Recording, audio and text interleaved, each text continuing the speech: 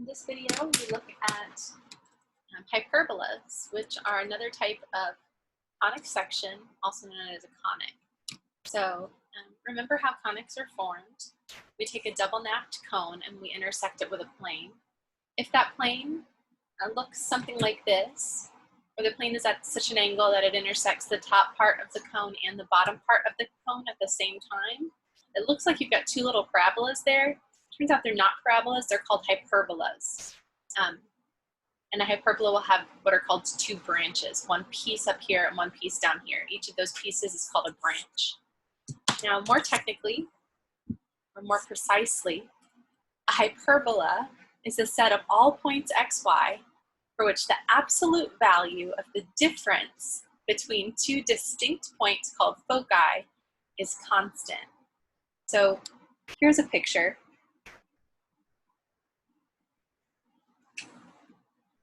I've got a branch over here and a branch over here. This dot here and this dot here, each one of those represents a focus. I've got one focus here and one focus here. Together we call those foci, or the foci of our hyperbola.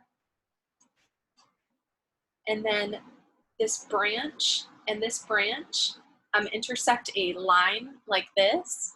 There's a line that goes through the center of both of those branches. That's called the transverse axis.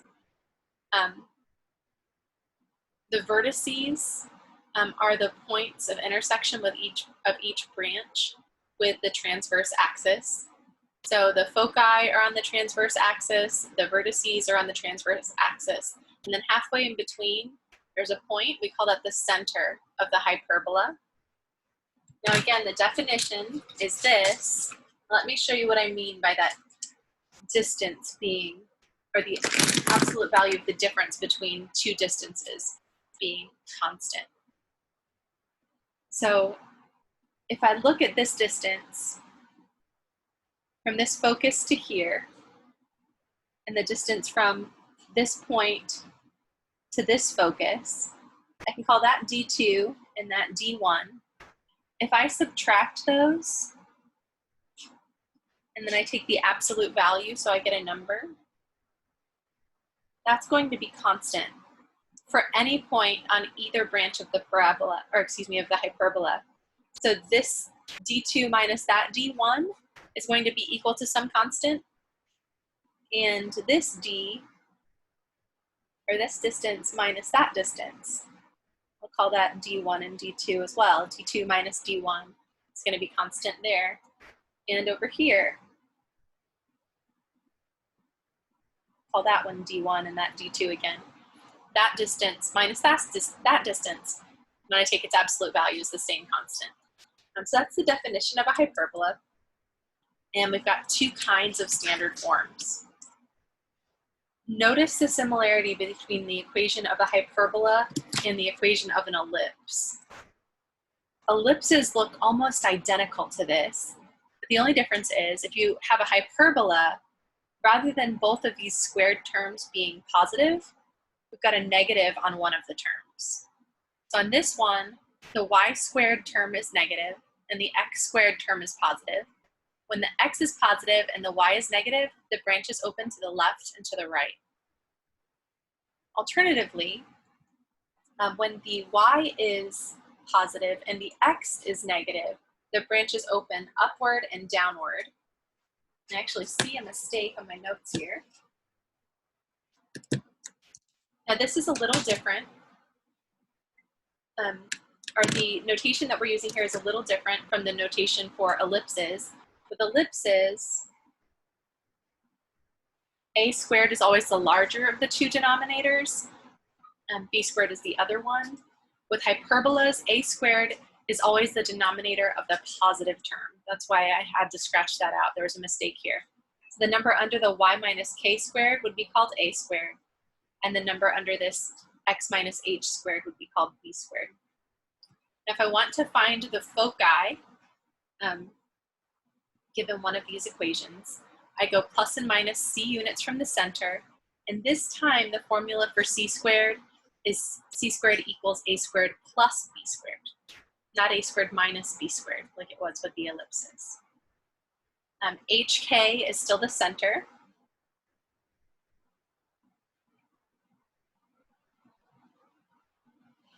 And we can find the vertices as well. So typically, the way problems are posed for hyperbolas is it's one of these two ways. Either I give you the equation and I ask you to graph the function and graph the relation and ask you for lots of different information, like the locations of the foci, the center, the vertices, all of that for the hyperbola. Or I can give you information and ask you for this function or this relation in standard form, and then ask you to graph it. So we'll do a couple of examples, probably 3 or 4 examples. So let's start with an easy example. Let's start with x squared over 25 minus y squared over, let's say 16 equals 1. I see right away that this looks just like our standard form, and it's this top one. The x is positive and the y is negative, so our branches are going to open to the left and to the right. The center is given by HK, comes from whatever you're subtracting from the x or the y. Since we're not subtracting anything from the x or the y, h and k are both 0 and 0. And a squared is the number under the positive. It's the number in the denominator for the positive term. So a squared is 25. That means a equals 5. B squared is 16.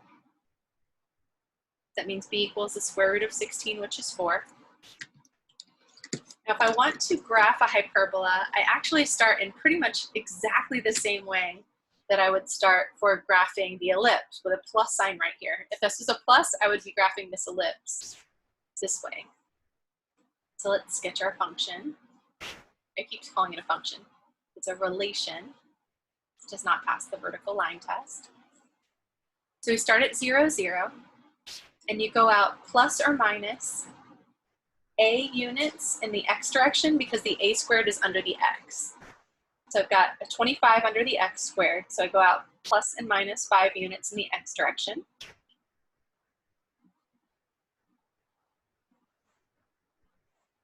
And then I start at my center and I go plus and minus b units in the y direction. B is 4. So we start at 0, 0, we go up 4 and down 4.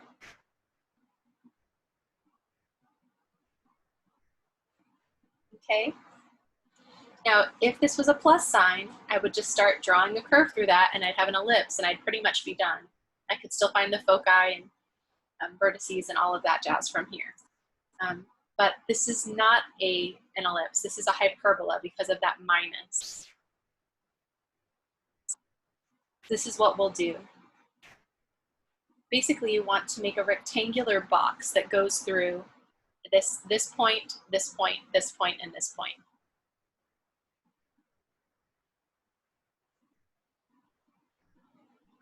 And then you want to draw diagonals for that box.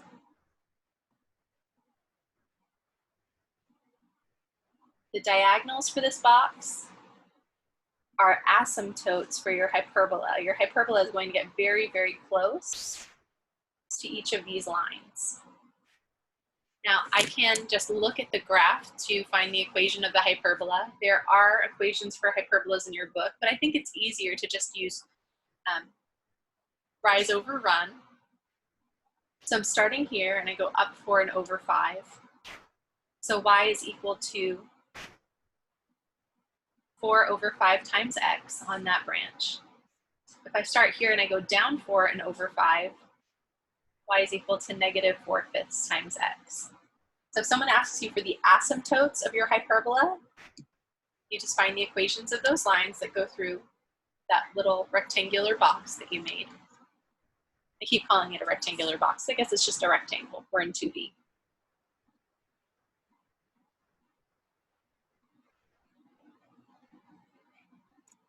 So my asymptotes are y equals 4/5 x. That's the one with the positive slope. And y equals negative 4/5 x. Okay. Now to decide which way this opens, there are 2 ways I can do it.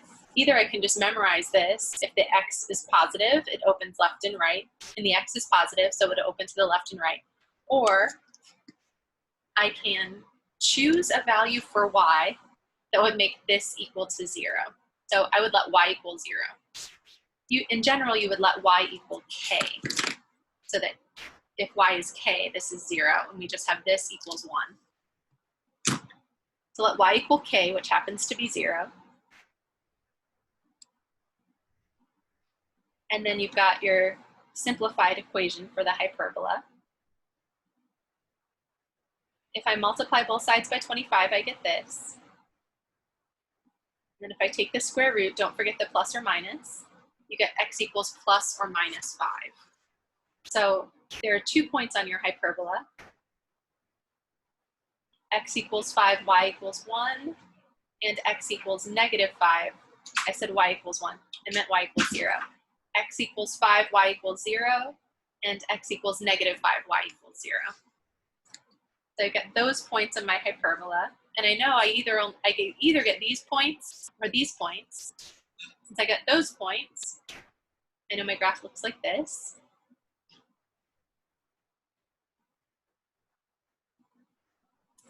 Now, if you want to prove to yourself that you don't have graphs up here, the graph doesn't exist there, try solving it the other way. Let x equal 0, or let x equal h in general. Then you'll have negative y squared over 16 equals 1. So let's multiply both sides by negative 16, and you get y squared equals negative 16. So y equals plus or minus the square root of negative 16, which is plus or minus 4i. But we don't want any complex numbers. That doesn't happen in the real numbers, so we're not worried about it. What does that tell us? X equals, or there are no points on the graph of this hyperbola where x is equal to 0. It turns out there are no points on the graph of the hyperbola where x is any number between negative 5 and 5. Now these branches are intersecting here on this line. That line is called the transverse axis. So if somebody asks you for the transverse axis for this particular hyperbola, it just happens to be the y-axis, excuse me, the x-axis, which is given by y equals 0.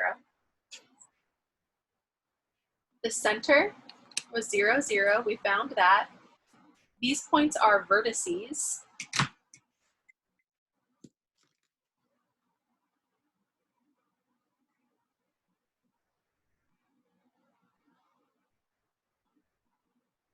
A couple of other important points on the graph of a hyperbola are the foci, because those foci define this distance.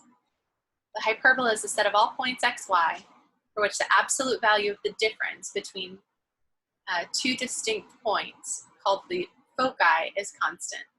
So we take the distance between a point on the graph and the focus, and the distance between that point on the graph and the other focus, and we subtract them. You find the difference of those, you take the absolute value, that's going to be constant. So those foci, even though they're not a part of the graph, are a very important part of what makes a hyperbola a hyperbola. It tells you how far that these branches are sort of spreading out.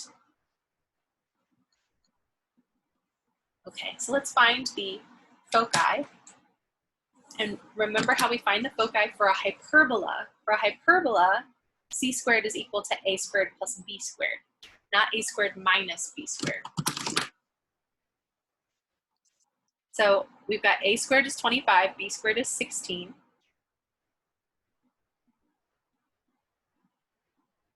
So I've got 25 plus 16, that's 41. And that means c is the square root of 41, which is a little bit more than 6 and a little bit less than 7, because it's between square root of 36 and square root of 49. If I want a decimal approximation, I can use a calculator to find that.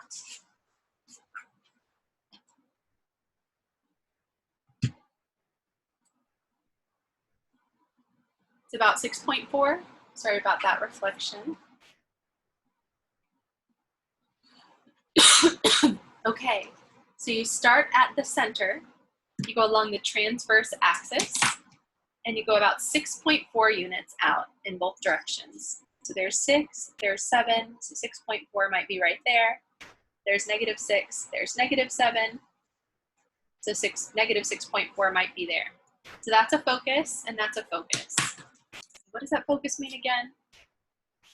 The collection of points here that make up our hyperbola are defined by this. The distance, if I look at the distance between a point on the curve and this focus, I'll call that D1. And I look at the distance between that same point and the other focus, I'll call that D2. If I subtract those and I take the absolute value, it's going to be a constant. It's going to be the same constant for any 2 points on the curve. Well, for all of the points on the curve. So I could do the same thing for this point, we can do that for all the points. We subtract and we're going to get the same constant. So this distance is equal to, let's say this distance. Call that one D1. And that one D2. So D2 minus D1 is going to be equal to the same constant that I get over here. Even here, that's D1 and that's D2. D2 minus D1 is going to be the same constant as I get there, and so on. Okay, so let's see, did we find all of the things that we might be asked about for hyperbolas? We graphed our hyperbola, we found the center, we found the asymptotes of the hyperbola, we found the vertices, and we found the transverse axis. We created this rectangular box which gave us the asymptotes. We found the value of C. I guess we need the coordinates of the foci. So our foci were at x equals C, y equals 0, and x equals -C, y equals 0. So we got square root of 41, 0. That's approximately 6.40. And the negative square root of 41 and 0. It's approximately -6.4 and 0. Now, one thing we have not talked about that you might be asked for a hyperbola is eccentricity. Now, since C squared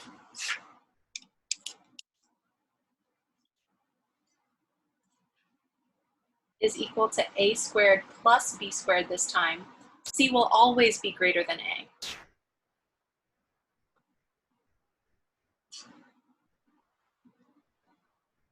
So now when I take this and I divide everything by A, I get 0 is less than 1 is less than C over A. So this ratio C over A is eccentricity. But for hyperbolas, the eccentricity is always greater than 1. For ellipses, the eccentricity is always between 0 and 1. For circles, eccentricity is actually 0. So we might be asked for the eccentricity for this function, or this hyperbola. Keep calling it a function, sorry. So I'll take the square root of 41, that's my C value, and I divide it by my A value, which is 5.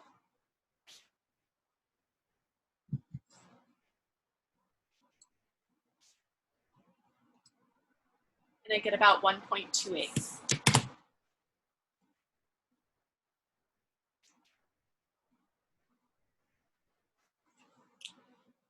Now let me show you a couple of graphs that help illustrate what it means for eccentricity to be large or eccentricity to be small.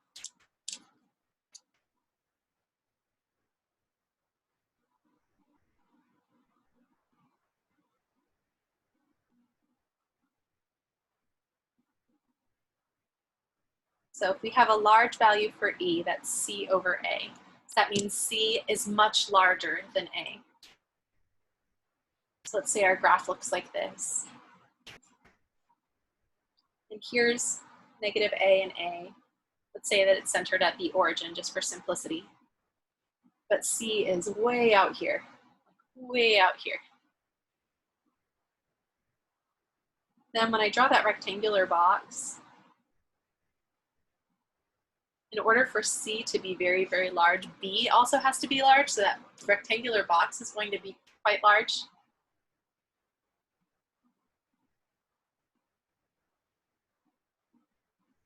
If you wanted, you could say this is the square root of A squared plus B squared over A squared.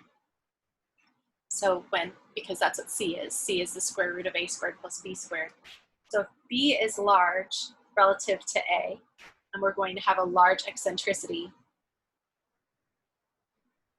and then the graph is going to look like this. The branches of the hyperbola are very, I don't know, they're sort of stretched out. Now, if eccentricity is close to 1,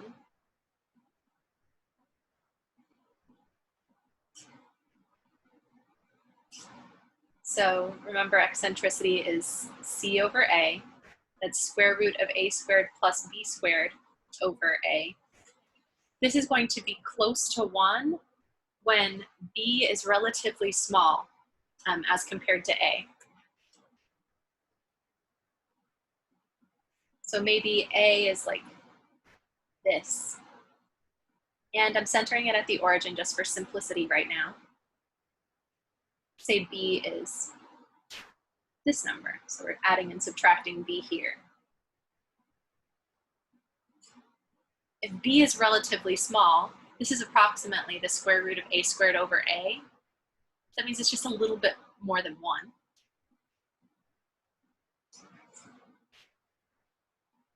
The graph would look like this.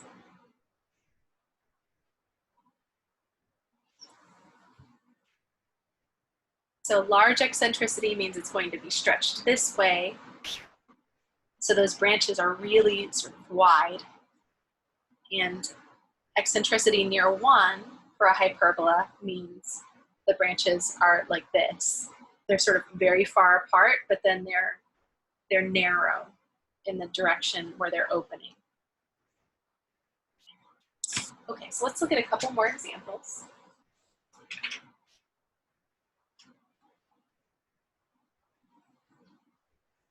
Let's say you're asked to find the center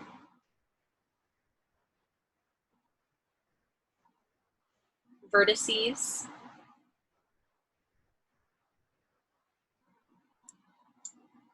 foci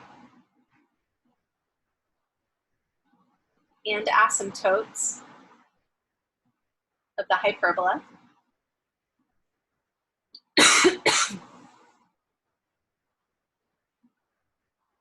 And then you're asked to sketch the hyperbola.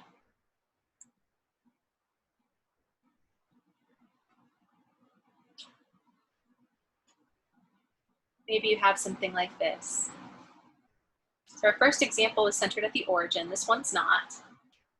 We've got negative x plus 1 squared over 4 plus y plus 2 squared over 1 equals 1. If you want to, you can write this denominator with a perfect square there, and this you can also write as a perfect square. So you don't have to do this, but sometimes it helps. Some students like to do this. I could call that 4 2 squared. And I could call that 1 in the denominator 1 squared.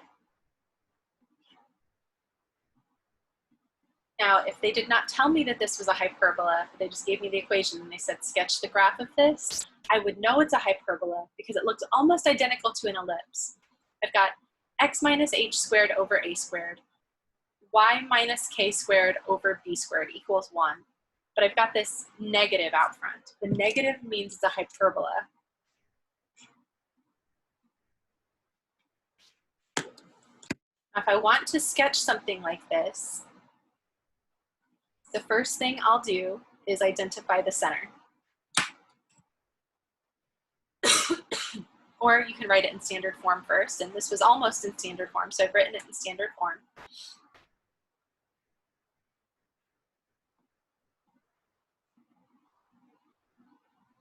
So we identify the center HK. And H and K, remember, are given by what you're subtracting from the X and the Y. Whatever you see there, those numbers are always going, the H and K will always have the opposite sign of what you see there. So when I see a -1, I know that H is going to be +1. Since I see a +2 here, I know my K is going to be -2. That's my center.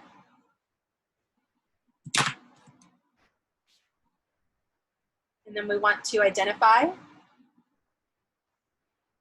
A squared and B squared. And then we want to compute A and B.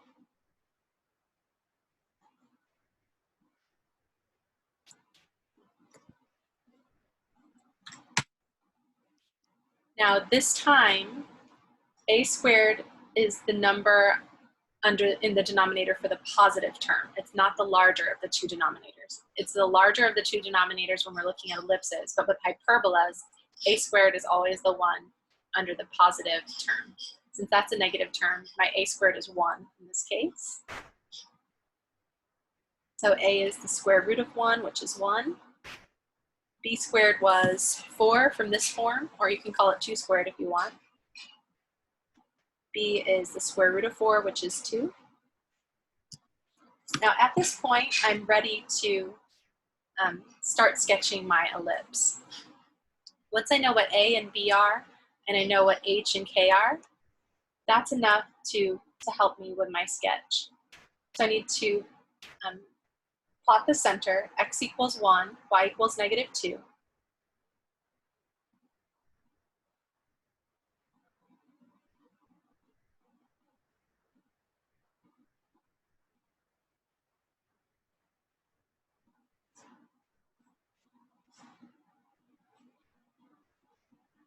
I plot that first. And then since the 1 squared is under the y, we go plus and minus 1 unit in the y direction. So I'm going to go up 1 and down 1. And since the 2 squared is under the x, we're going to go plus and minus 2 units in the x direction, starting at our center. So we go +2 and -2. Now, if there was a plus sign here, I would just connect those with a point or with a curve, and we would have an ellipse. But there's not a plus sign there, there's a minus sign there. So we've used these two pieces of information to graph these points. Now at this point, I always draw the rectangular box.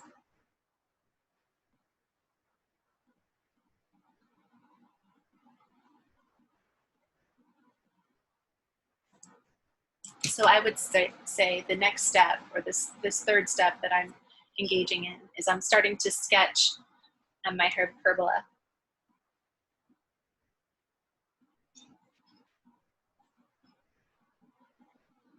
And the way we did that was we plotted the center.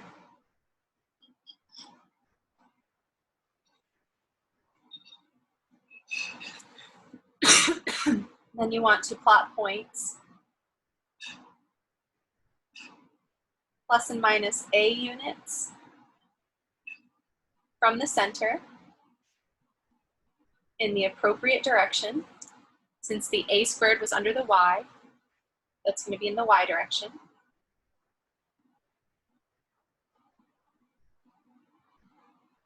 And then similarly, we plot points plus and minus B units from the center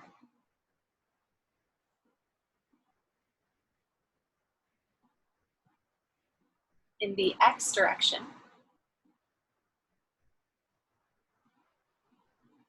And we use those 4 points to sketch our rectangular box, or sketch our rectangle.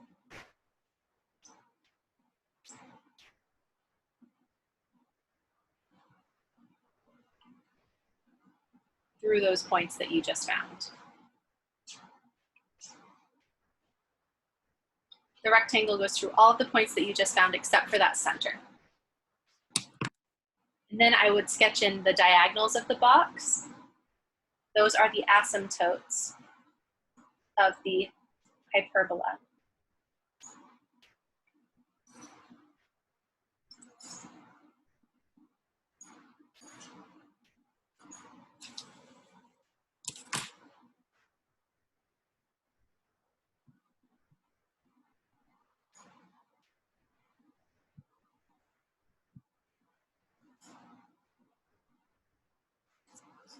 Okay. Now we're pretty much ready to sketch this. If you want, you can just rely on memorization. Since the y term is positive, the branches are going to open up and down, and they're going to get very close to these asymptotes.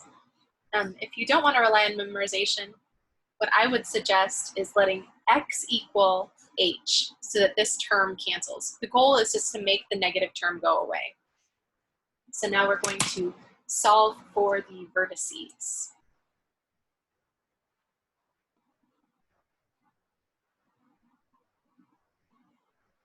By letting x equal h, because we know our hyperbola is going to open upward and downward.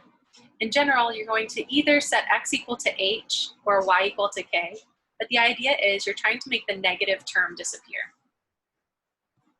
In this case, the negative term is the x term, so we set x equal to 1, which is our h value, and solve for y. So we'll have, if x equals 1, this is gone, and then you just have y plus 2 squared over 1 equals 1. Or alternatively, dividing by 1 is the same as not dividing by anything. It's implied that there's a 1 there. So we have this. I'm trying to get y by itself. I'll take the square root of both sides. Don't forget the plus or minus. So we get y equals plus or minus 1, or y plus 2 equals plus or minus 1, and then we subtract 2 from both sides. So we get y equals plus or minus 1 minus 2. So y equals 1 minus 2, so that's negative 1. And then the ordered pair is x equals 1, y equals negative 1, or y equals negative 1 minus 2, so that's negative 3. So our ordered pair is xy equals 1, negative 3. So those are the vertices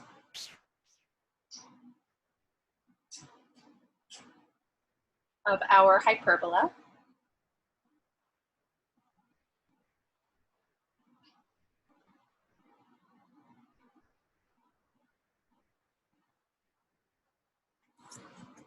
You can solve this way every time, or if you prefer, you can just use the graph and the fact that y is positive. Since y is positive, that's a vertex and that's a vertex, and our graph is going to get very close to these asymptotes.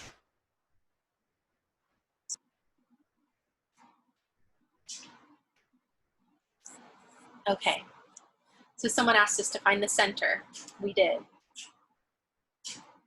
They asked us to find the vertices. We did.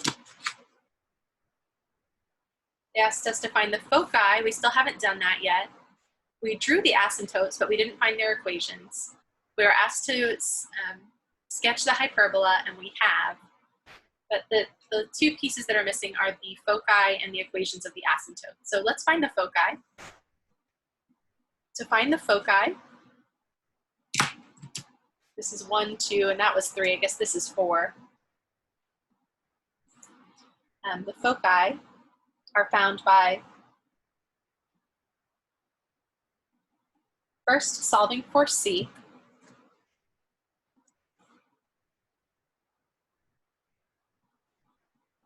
Remember with hyperbolas, C squared equals A squared plus B squared.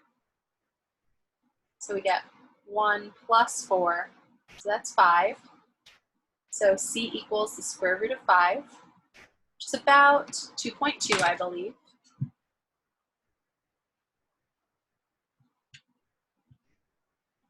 Yeah, 2.236.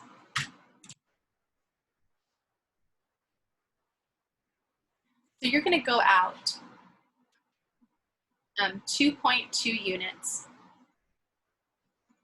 in the same direction, or in the y direction from that center, because the focus has to be over here and over here. It's on the other side of each of those branches of the hyperbola. So we're here at y equals, or x equals 1, y equals negative 2, that's the center. And then we're adding C to the y values. So we're adding 2.2 to this. So that's going to get us to x equals 1, y equals 0.2. So it's going to be right there. And it's actually -2 plus the square root of 5, which is approximately 1 and 0.2. And then we're going to start here, and then you want to go 2.2 units out from the center. So that's -2, -3, -4. -5 would be here. So my focus is about here at -4.2 approximately. That's x equals 1, y equals -2 minus square root of 5, which is approximately 1 and -4.2. Okay. And now we want the equations of these asymptotes. Well, the asymptotes are pretty easy to find. They're just lines. We have a point on the line. That point on each of the lines is the center. And then we also know the slope of the line.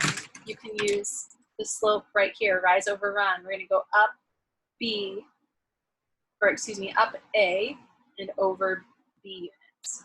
So we're going up 1 and over 2 units.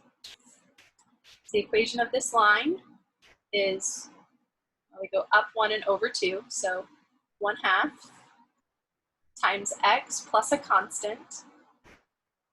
And let's see, that's the right slope, but it also has to pass through x equals 1, y equals -2. So when x is 1, I get 1/2 times 1, so that's 1/2. I say to myself, 1/2 plus what would give me -2? I think I need to subtract 5/2. Make sure that works. When x equals 1, I've got 1/2 minus 5/2. Does that give me -2? -4/2, which is -2? Yes. Another point on that line is x equals 3, y equals -1. If I substitute in 3 for x, I get 3/2 minus 5/2, that's -2/2, that's -1. So yes, that's the equation of that asymptote. And the equation of this asymptote is similar, but the slope isn't positive 1/2, it's -1/2 because we go down 1 and over 2.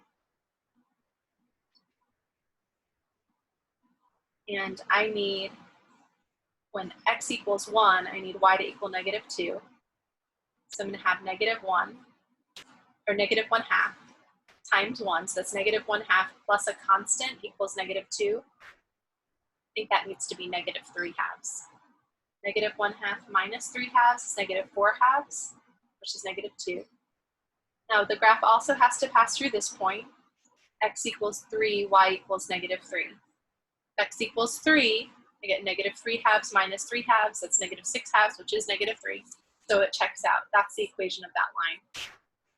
So we were asked for the center, the foci, or the vertices, we found them. The foci, we found them. The asymptotes, we found them. We're asked for the hyperbola, and we're asked to sketch it, and we have. So we've done our job. Now, just to emphasize what a hyperbola is, remember how this works. If I look at a point on the hyperbola and I find the distance between that point and one focus and the distance between that same point and the other focus, I call this distance D2 and that distance D1. If I take the absolute value, I'm going to get a constant. It's going to be exactly the same constant for all of the points on the hyperbola.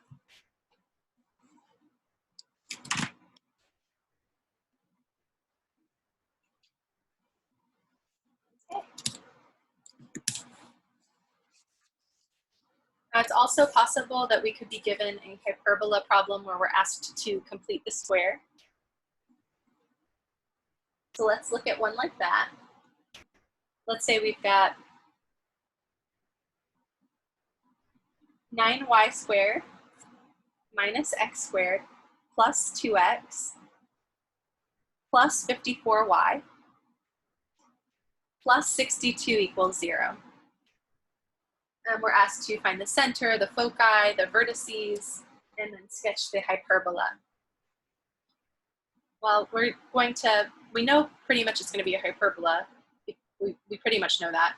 because there's a positive 9 here and a negative 1 here. I'm looking at the x squared term and the y squared term. I see that the coefficients have opposite signs. So that tells me I'm probably dealing with a hyperbola. But in order to figure out what the equation of the hyperbola is in standard form, I need to write it in one of these forms that we've talked about earlier, with a perfect square in x, a perfect square in y. One of the terms is negative, the other term is positive. We've got a 1 on the right-hand side. So there's a lot to do to make this look like that. The first thing I would do, is subtract 62 from both sides, and then group all of the x's together, and then group the y's together. And then you just want to complete both squares. Now, if there is a coefficient in front of your x or the y, and in this case, there is a coefficient in front of both of those, we want to factor that out, not just from the first term, but from both of the terms in parentheses related to that variable. So I want to factor out a negative 1 here. And then I ask myself, what do I have to multiply by to get this? Negative 1 times positive x squared would give me negative x squared, and negative 1 times negative 2x gives me positive 2x. And I leave a little space for completing this square. Over here, there's a 9 in front of the y squared. So I want to factor out the 9 from both terms. 9 times y squared gives me 9y squared. 9 times 6y gives me that middle term. Okay, so now we're here. The number in front of the x is our b value. You want to take half of that and square it.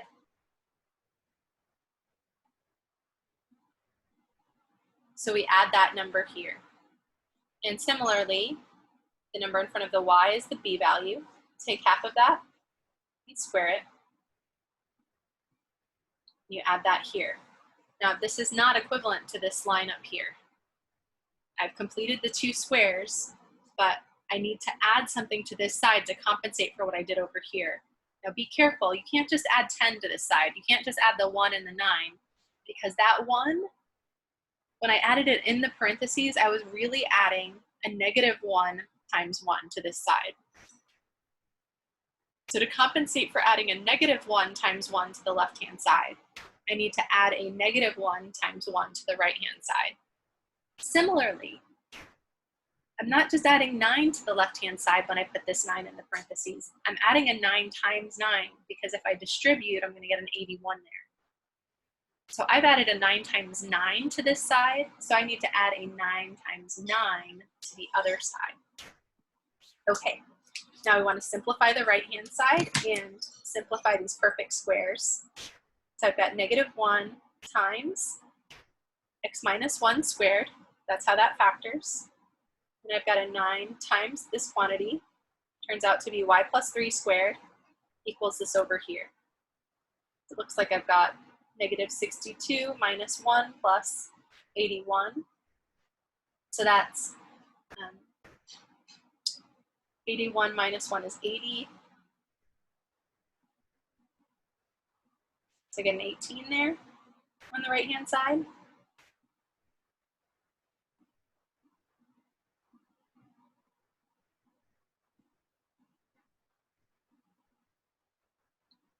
Now remember, with our standard form for both hyperbolas and ellipses, we need a 1 on the right-hand side.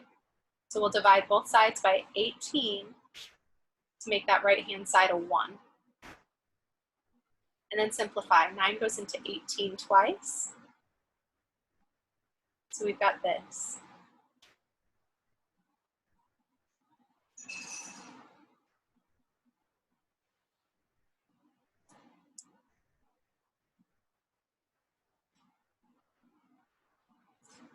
So that's a hyperbola.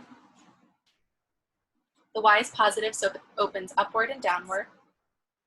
Let's identify some things. First, let's identify the vertex, HK. We look at the number being subtracted from the x and the number being subtracted from the y. Whatever sign you see there, it's the opposite sign. we'll have a 1 and a -3. Identify a squared and b squared. A squared is the one that's associated with the positive term. A squared is 2, so a equals the square root of 2. B squared is 18, so b equals the square root of 18, or the square root of 9 times 2. Square root of 9 is 3, square root of 2 is irrational, so we just leave it alone. Okay, and that's enough for us to start graphing this hyperbola.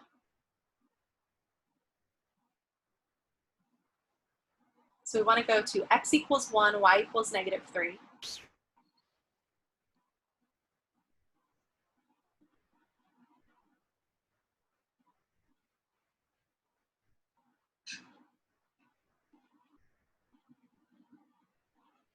That's our center. And then we want to go plus and minus square root of 2 units in the y direction. And square root of 2 is about 1.4. So we're going to go up 1.4 units and down 1.4 units. Then we're going to go plus and minus b units from the center in the x direction. So that's 3 times square root of 2, which is about 4.2.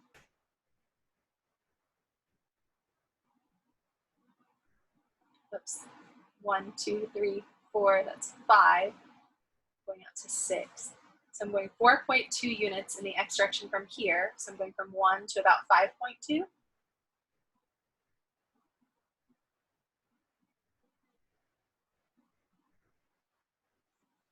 And then we're going backward 4.2 this way. It's about there. Now I want to draw my rectangular box.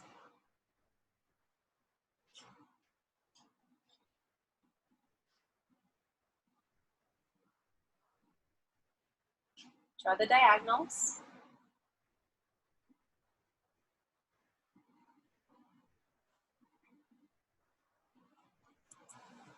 Okay, the y term is positive, so this opens upward and downward. Looks like this.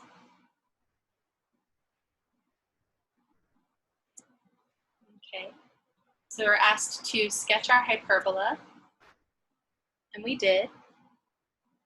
We found the equation of the hyperbola in standard form. We found the vertex, or not, I said vertex, I'm so sorry. That's the center, not the vertex. It's the center. Have I been mislabeling that the whole time? No, I called that the center over here, good. That's the center. And then this point and this point are called vertices. This is x equals 1, y equals -3, and then we had to go square root of 2 units in the x direction. So we add square root of 2 to get here, and then we subtracted square root of 2 from the y value to get here. So the vertices of our hyperbola are at 1 and -3 plus root 2, and 1 and -3 minus root 2.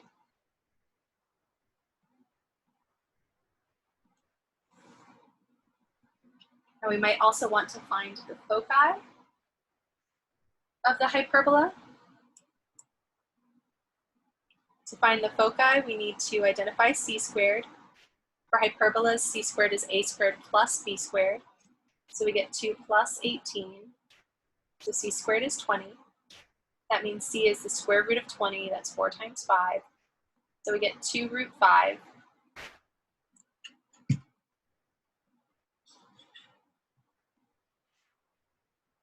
Which is about 4.47. So we're right here at the center at x equals 1, y equals -3. And we want to go plus and minus 4.47 units in the y direction from that point.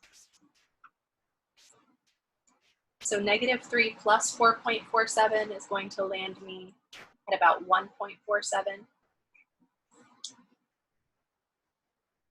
and -3 minus 4.47 is going to land me at about -4.7. So this is a focus and that is a focus. So we started at our center, x equals 1, y equals -3, and we added and subtracted the c value. So I subtract 2 root 5, and then I'm at x equals 1, y equals -3, and I added 2 root 5. So those are the coordinates of my foci.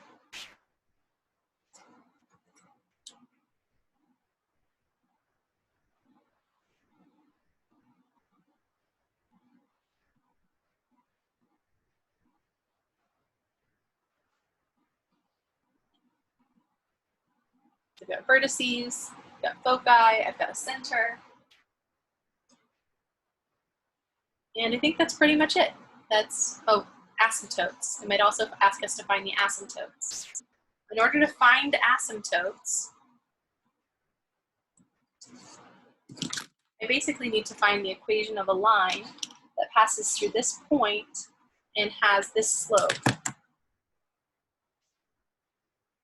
We rise that many units and run that many units. So that is our A and our B. So we go up square root of 2 and we run to the right 3 root 2. And the line passes through that point. I'm just going to use point slope form of the equation of a line. Y minus y naught equals m times x minus x naught. Here my slope is square root of 2. So that's, I'm rising square root of 2 and then running 3 root 2.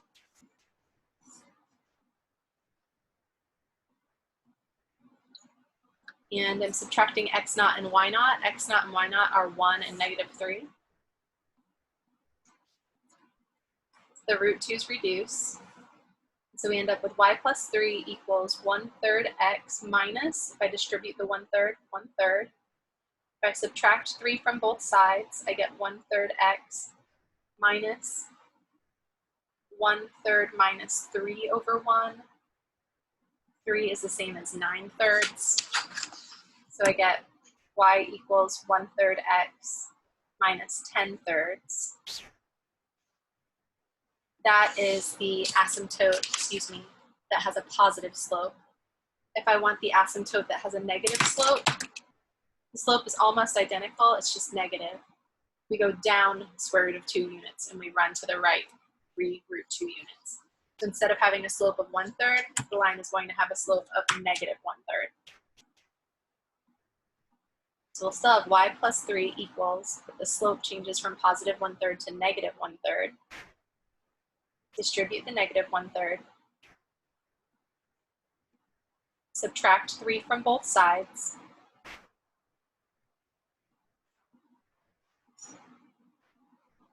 Get a common denominator. 1/3 minus 9/3 is -8/3. Okay, so I've got my asymptotes, I've got my foci, I've got my vertices, I've got my center, I've got my equation in standard form, and I've got my graph. And then of course we have the interpretation.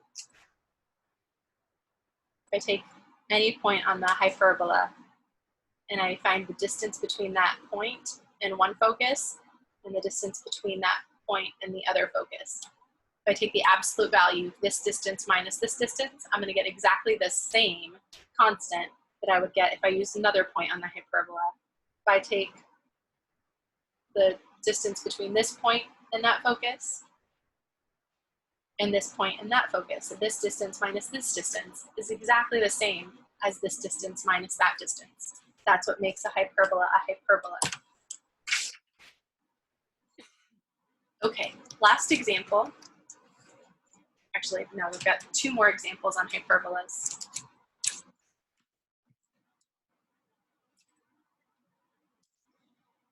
Now, in both of those previous examples, I was given an equation and I was asked to graph the hyperbola and find some information. Alternatively, sometimes they just give you some information and they ask you to state the equation in standard form and then graph the hyperbola. So maybe they tell you that the vertices are located at 2 and plus or minus 3. And the foci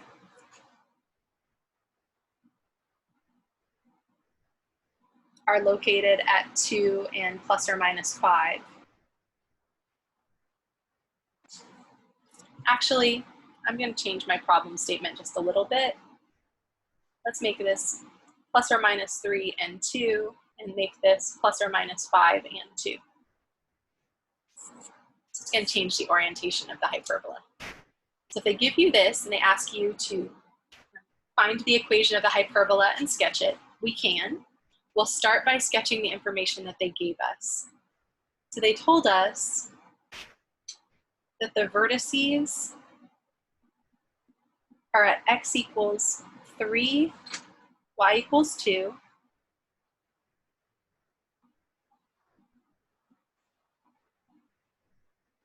and x equals negative 3,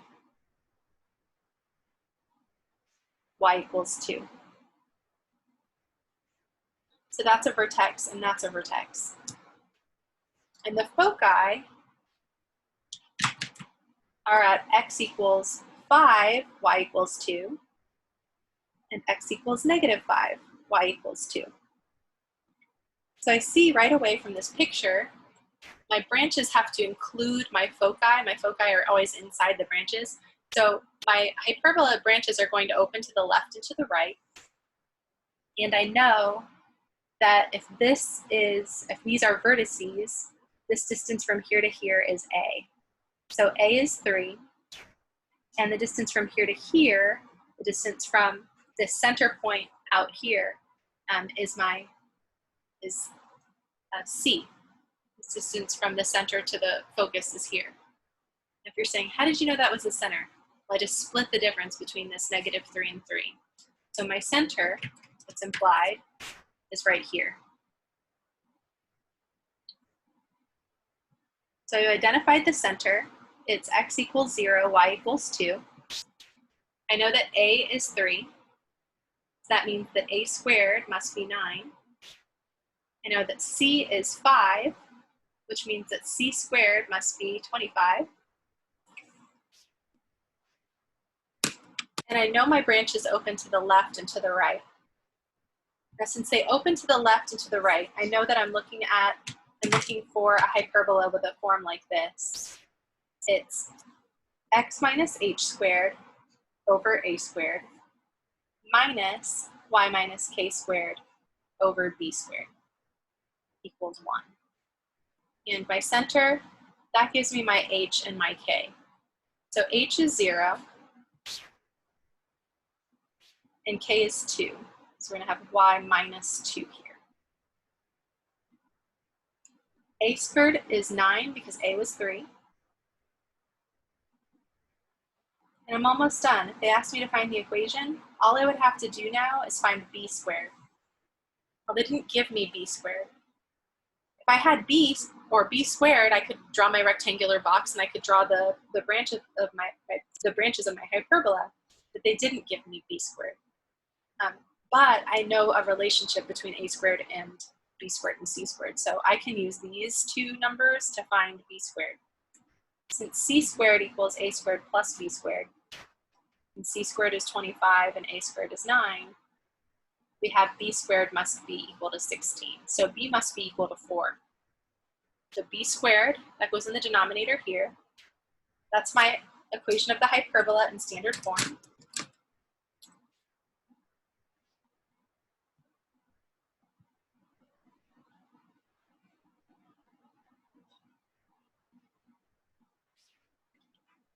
And if I'm starting at this center point, to find the endpoints of that rectangular box, I need to go plus and minus b units in the y direction. So I'm going to go up 4 units to 6 and down 4 units to negative 2.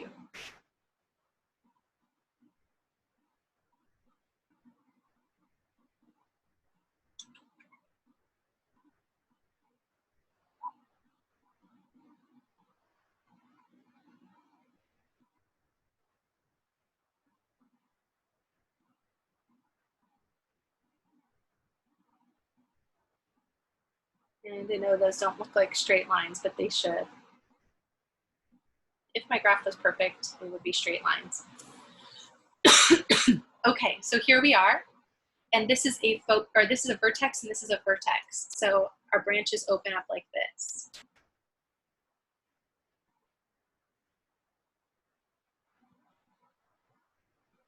And that's the graph of my hyperbola. Okay. Now there is one problem in the homework, I believe, that asks you to do the following type of, or asks you to solve the following type of question. Let's say someone gave you this. They said x squared over 9 minus y squared is equal to 1. And they ask you to find the equation of the tangent line.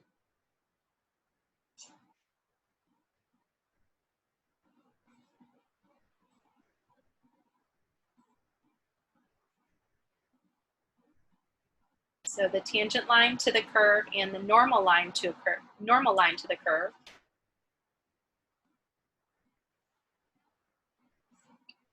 At x equals a particular value, at x equals 6.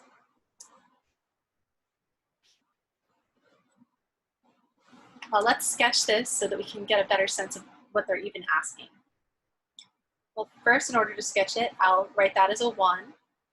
I notice the x is positive and the y is negative. That means my branches are going to open on the left and the right. And the first thing I'll do is identify the center. So I'm not subtracting anything from the x or the y. Center is 0, 0. A squared, that's under the positive term, that's in the denominator there, is 9. So a is the square root of 9, which is 3. B squared is 1. So we get 1 there. Okay, so we start at the center.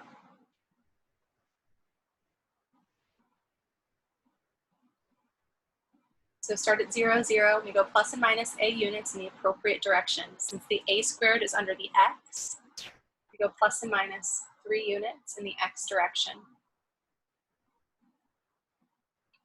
Since the b squared is under the y, we go plus and minus b units, which is 1 unit, in the y direction.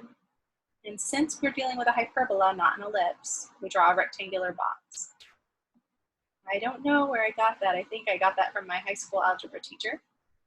It's not a rectangular box, it's just a rectangle, but I keep saying that. My high school algebra teacher burned that into my brain.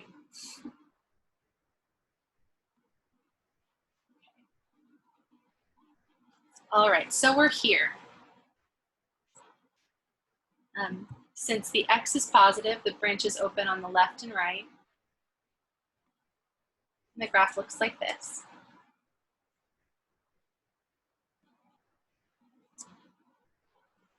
Roughly. Now the question says, find the equations of the tangent line and normal line to the curve at x equals 6. Ooh. Let's see what the graph looks like out here at x equals 6. Now this is very rough. Let's figure out what y is equal to when x equals 6. We'll have 6 squared over 9 minus y squared is equal to 1. 6 squared is 36.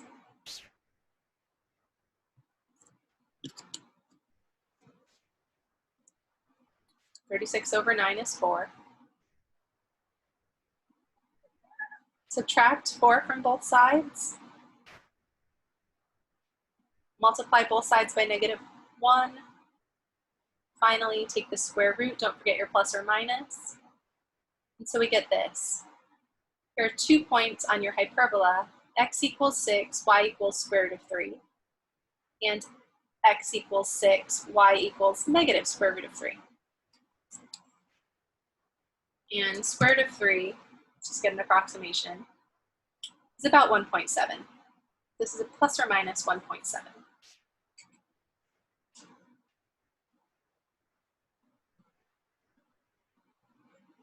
So we're approximately there. And we are approximately, this is -2, approximately there. So I guess that's what my hyperbola looks like.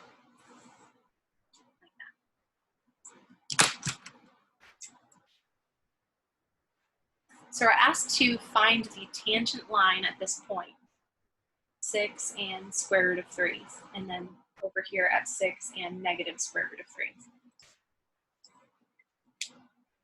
Well, in order to find the equation of the tangent line there, I need the slope of the graph at this point. Since I have a point, once I have a point and a slope, that's enough to get me the equation of the tangent line. So I need to take this equation and I need to solve it for y as a function of x.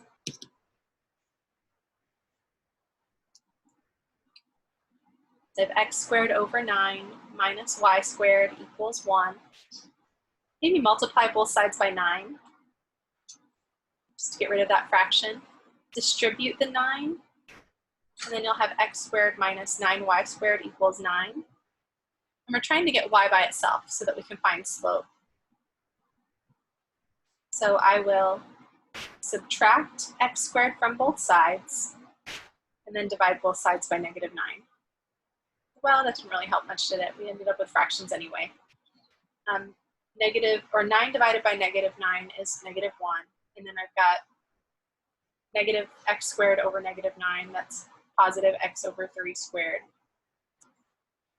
Or you can say y squared equals x over 3 squared minus 1, and then we'll take positive and negative square roots of that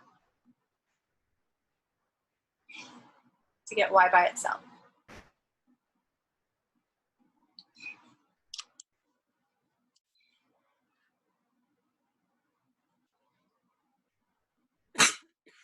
Okay, so this is our function.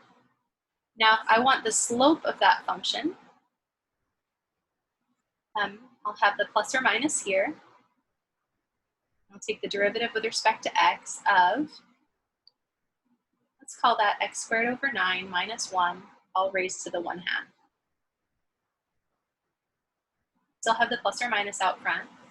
Then I have to use a chain rule to find the derivative. So I bring the 1/2 down.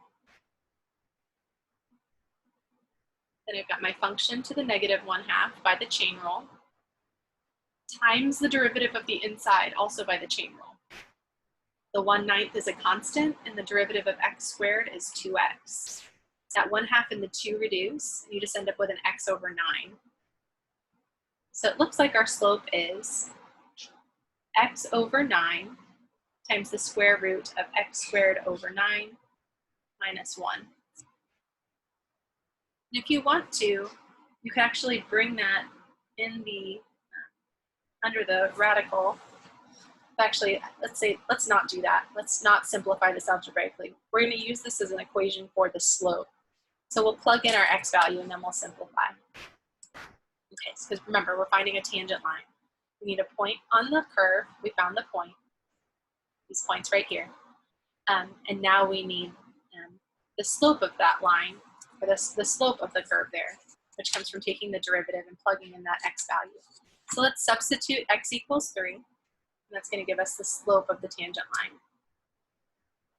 So we'll have plus and minus 3 over 9 times the square root of x equals 3.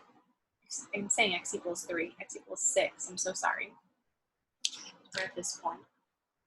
X equals 6, and then we'll have 36 over 9, which is 4. And we end up with 6 over 9 times the square root of 3. And 3 goes into 6 twice and into 9 3 times. So we've got this for our slope.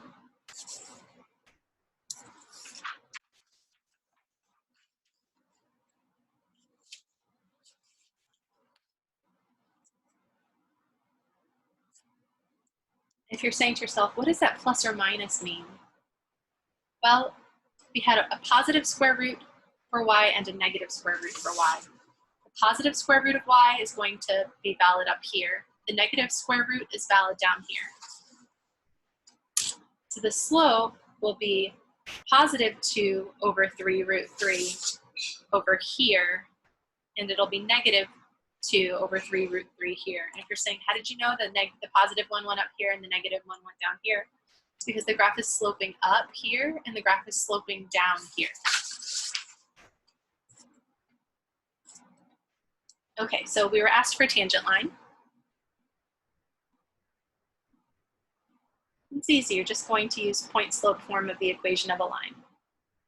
We have y minus y naught equals m times x minus x naught. Y naught is square root of 3. M, for that top part of my function, that part right there, the slope is positive. 2 over 3 root 3. We're subtracting x, which is 6, or x naught, which is 6. Then you want to distribute. If you prefer, you can rationalize. You don't have to if you don't want to. Actually, I think I want to because that's going to simplify. Yeah, it's not really that much better, is it? So I've got this slope times x minus 2 times negative 6 over 1. So that's going to be negative 12 over 3 root 3.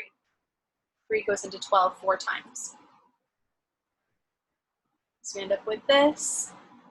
2 root 3, and that's 3 times 3 in the denominator, that's 9. Minus 4 over root 3 here, and you can rationalize again. Oops, if you want to. It's just algebra. Nothing fancy, it's just a lot of roots, which makes it look kind of ugly. It's okay. So we've got 4 over 3 times the square root of 3, and we're going to add square root of 3 to both sides. So we get y equals 2 over 9 times root 3x, and then we're adding one of these to negative 4/3 of these, so we end up with a negative 1/3 of those. So that's the tangent line at that point. Now, you can find the equation for the other tangent line at the other point, doing exactly the same thing, but with a slope of negative 2 over 3 root 3. I'm not going to do the bottom one because I think you get the idea. Now, we were asked for the equations of the tangent line and the normal line. Now, the normal line is not tangent to the curve, it's actually opposite. It crosses the curve. The normal line is perpendicular to this line.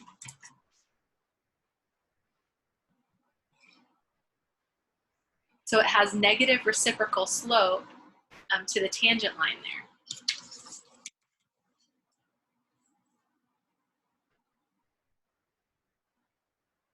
So the slope of the tangent is 2 over 3 root 3. The slope of the normal comes from taking that, flipping it, and multiplying by negative 1. And then you're going to do the same thing. So you'll have y minus root 3 equals the slope of the normal line times x minus 6. And then you just simplify. And when I simplify this, I get a positive. Negative 3 times negative 6 is 18. So 2 goes into 18 9 times. And you want to add the square root of 3 to both sides. 9 square roots of 3 plus 1 more square roots of 3 is 10 square roots of 3. So that's the normal line.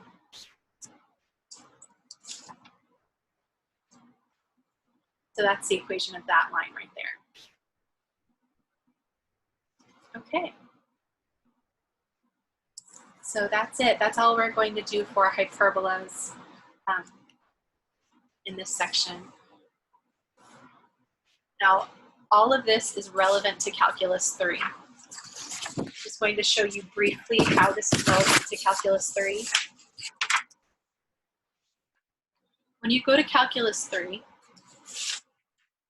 you're going to be sketching surfaces that look like this.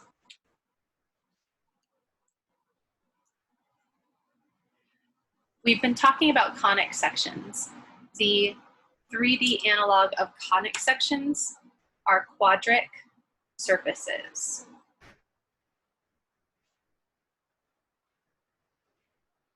So here's an example of one. X squared plus y squared minus z squared equals 1. We end up graphing this in 3-dimensional space.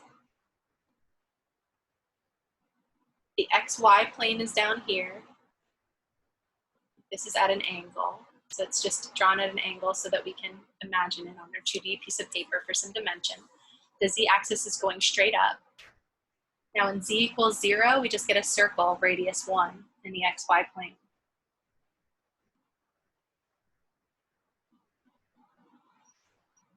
Now if x equals 0, that means we're in the YZ plane. That's the plane right back here. It's perpendicular to the XY plane. Well, that's a hyperbola with a 1 under the y squared and a 1 under the z squared. And it opens on the y-axis. So what you would see in the YZ plane, something that looks like that. And if y equals 0, you're in the XZ plane, and you see a hyperbola that opens on the x-axis. So it looks like that. When you put all of these pieces together, you get a graph that looks roughly like that.